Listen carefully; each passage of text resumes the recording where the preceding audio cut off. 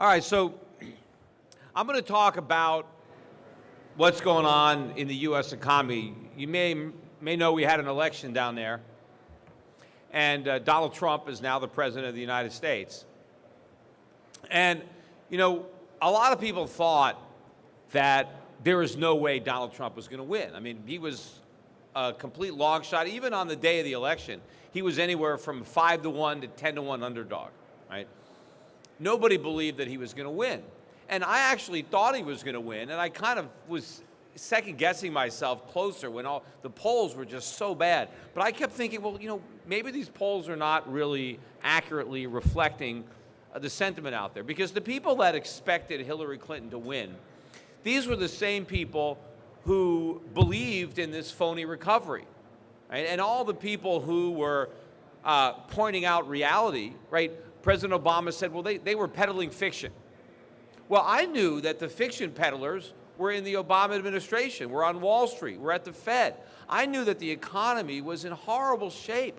I knew that all the people who had enthusiastically voted for Barack Obama 8 years ago were suffering, that none of the progress that was promised actually was delivered, that even the core constituency of President Obama was worse off. The middle class was worse off, the poor was worse off, and I knew the president was hiding behind all these rosy statistics about all this job creation.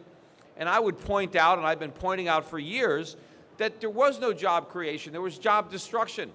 We were destroying full-time jobs, productive jobs, manufacturing jobs, and replacing them with a larger number of part-time jobs, service sector jobs. And so these were not real jobs, and the people that had these jobs weren't content to be working 2 or 3 low-paying jobs that they hobbled together.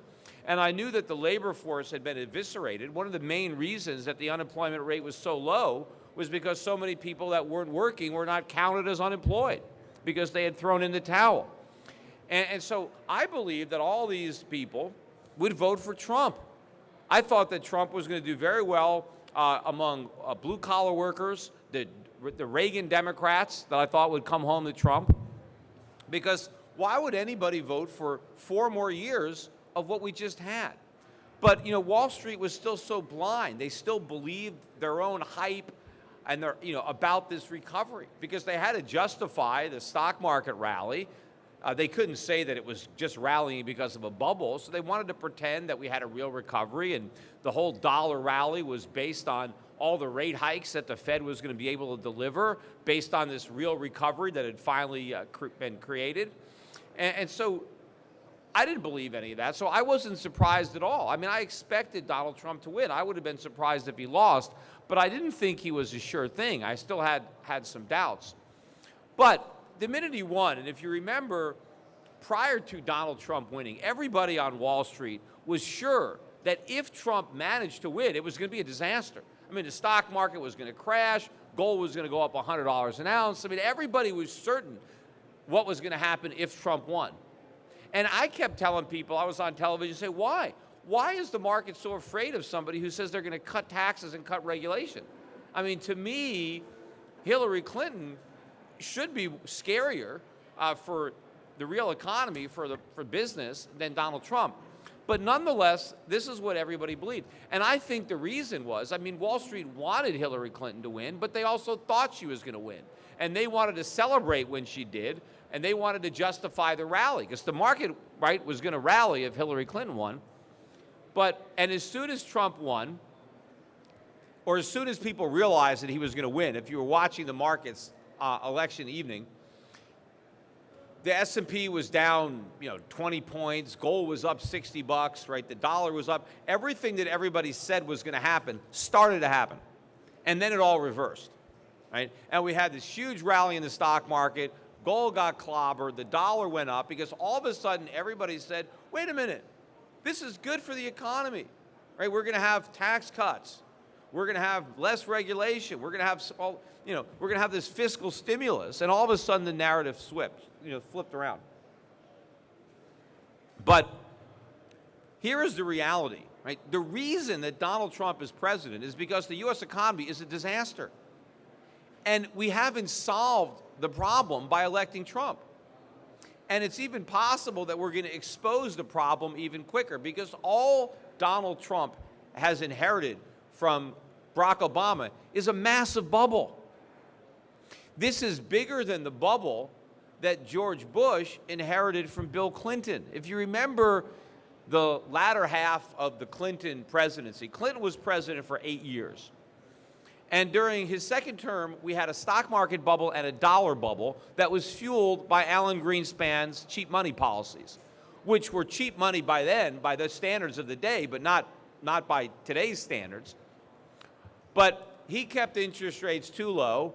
He tried to solve every problem, whether it was long-term capital management, the bankruptcy of Orange County, the Asian economic crisis, Latin America, Russia, Y2K. Every time anybody got worried, Greenspan printed more money, cut interest rates, and found a way to stimulate the stock market.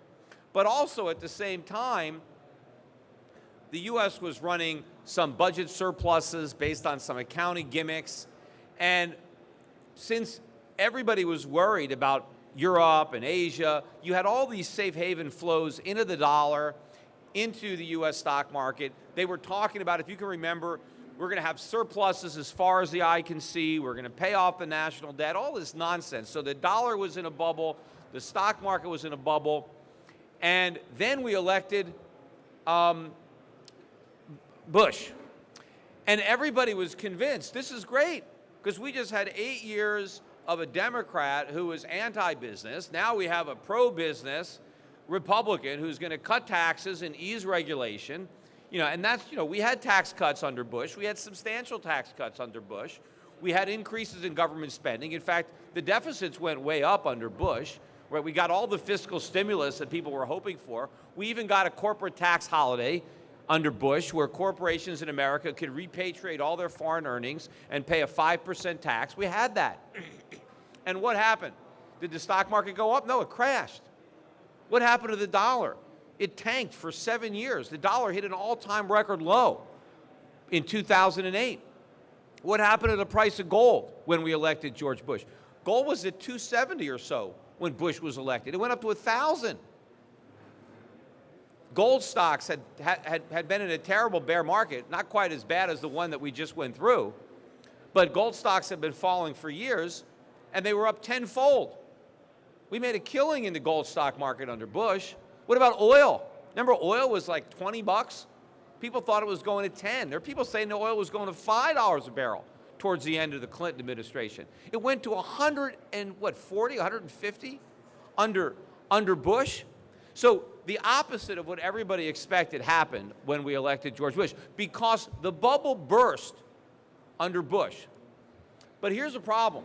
When the bubble burst, Bush did not blame that recession that we had in 2001. He did not say, hey, we had a bubble under Bill Clinton, and now we have to deal with the consequences. We have all these malinvestments because of the stock market bubble, and we're going to have to go through a recession as we work our way out of these imbalances. No, he made the mistake of trying to use Keynesian stimulus, budget deficits, and Alan Greenspan slashed interest rates down to 1%.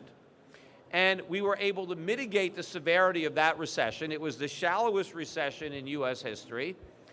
And we replaced the stock market bubble with a housing bubble. And that housing bubble created enough phony wealth and enough phony prosperity to buy George Bush's second term.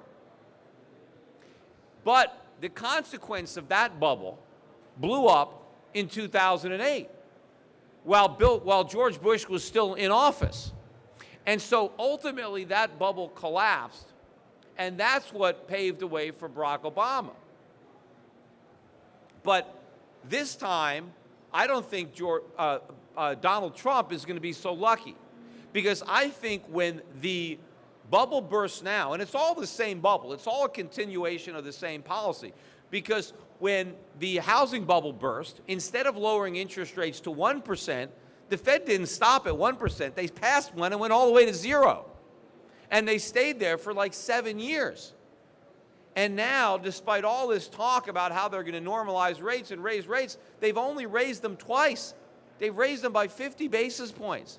They're still half of where Greenspan slashed them in 2002. And so now, it's not just that we reflated the real estate bubble or reflated the stock market bubble, because we have both. But now we have a massive bond market bubble. We have a repeat of the dollar bubble. We have the same dollar bubble we had in the late 1990s. We pretty much have a bubble in everything. Where we had a bubble in auto loans, a bubble in student loans. We have now so much debt. The national debt is $20 trillion.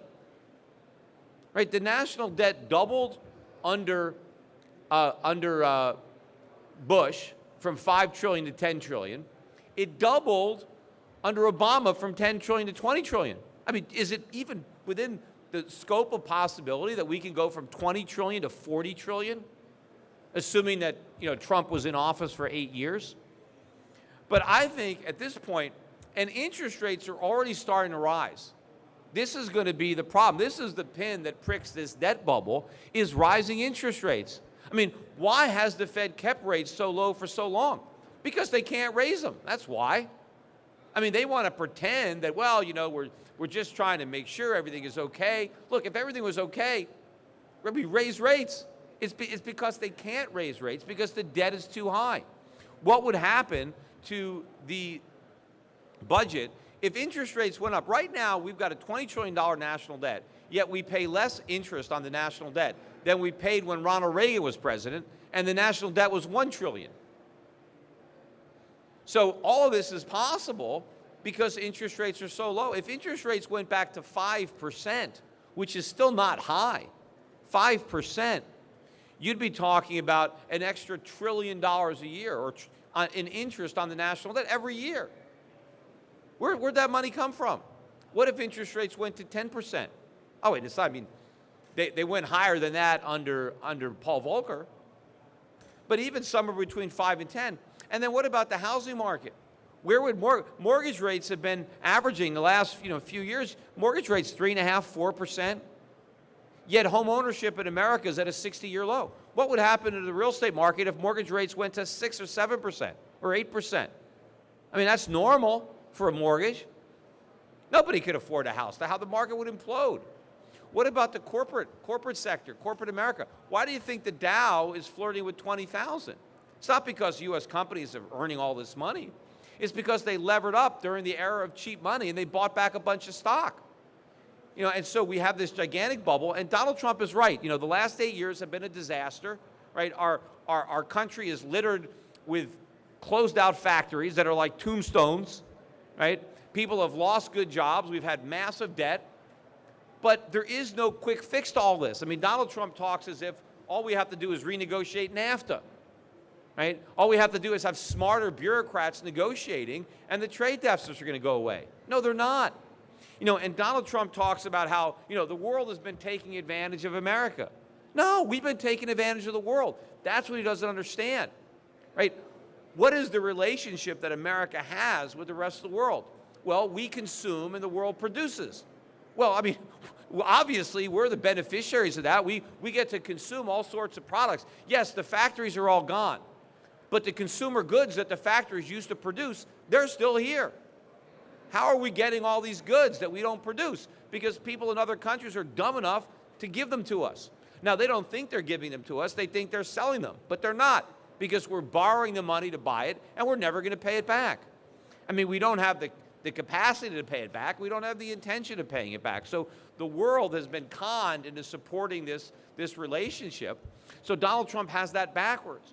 The world loans us the money to buy their products. So in order to make America great again, and Donald Trump talks about this all the time, we're going to have to go through a massive recession. And the scary part is Donald Trump is not preparing any Americans for any of the pain that is necessary if we're going to right this economic ship. If we're going to have real production in America again, Americans have to stop spending. We have to start saving. We have to start investing in plant and equipment. Donald Trump wants to deliver tax relief to the middle class. How? We have $20 trillion in debt. The middle class is on the hook for that. We have a massive government that the middle class has to support. The only way to deliver tax relief is to slash government. But Donald Trump is talking about more spending on the military, more spending on infrastructure, more spending on the border. We're not going to make any cuts to Social Security. We're not going to make any cuts to Medicare. And he's going to replace Obamacare with Trump care. What's that going to cost? I don't know. Yes, he's talking about some kind of cuts to discretionary spending, but they're going to be tiny compared to all these increases. So none of this is possible. It seems to me that all Trump is trying to do is make the bubble bigger. Right? He's saying, I want to change it. Right now, right, you have all this quantitative easing that has benefited the 1%, benefited the rich, benefited Wall Street. Maybe he wants to target monetary policy or fiscal policy to somehow benefit the middle class. What would actually benefit the middle class is going to be to free up the economy from the burden of government, unshackle the middle class from government.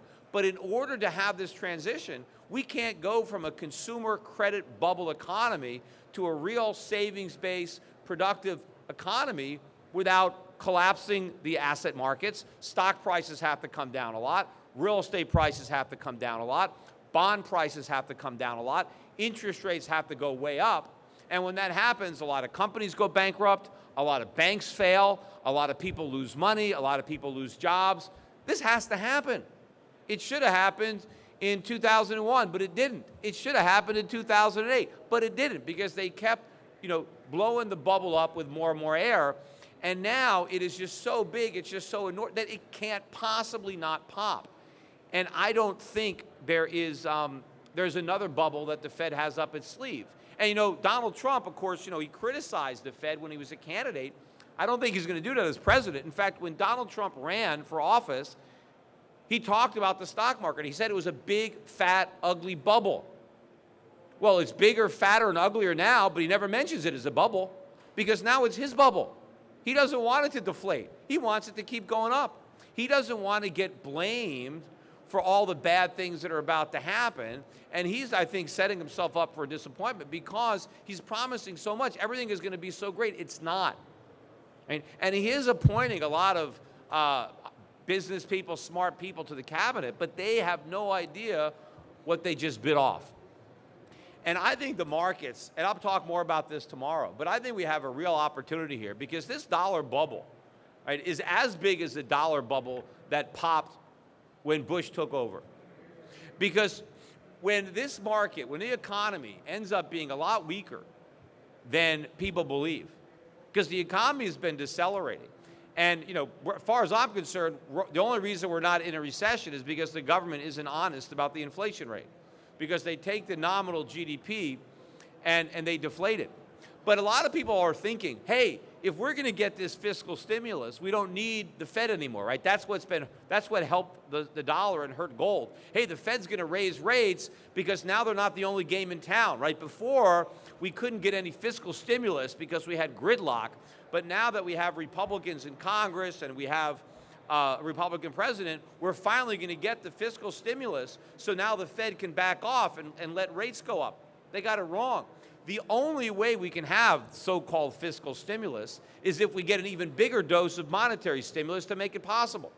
Because if the Fed is going to be letting interest rates go up and they're not going to be monetizing debt with QE, and we're going to take the budget deficits and increase them dramatically to finance tax cuts and more government spending, who's going to buy all those bonds?